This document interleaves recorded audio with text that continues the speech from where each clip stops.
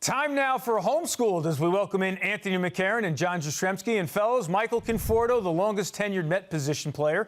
Pete Alonso, obviously the most outgoing Met. And Francisco Lindor, now the highest-paid Met. So, JJ, in your eyes, who is that David Wright-type leader of this team?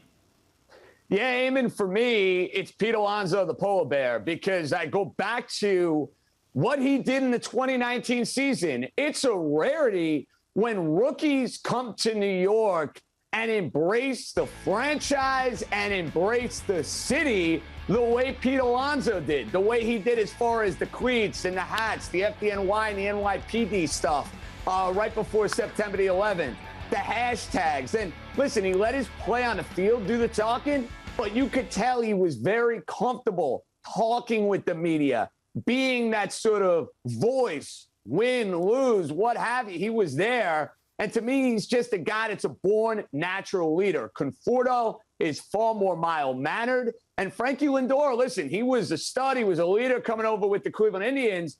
But it's a new team for him. It's a new situation. So if I'm looking at this team right now, who is the guy positioned to be that rah-rah leader type?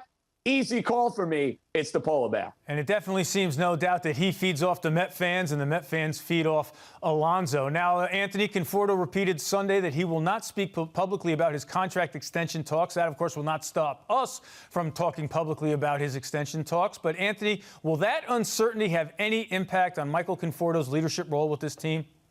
You know, Eamon, I don't think so. Conforto is more of an understated leader, obviously, than the freewheeling heartbeat type that Pete Alonso is. But he's still one of the most important leaders on this team, along with, I think, Lindor and even Dom Smith.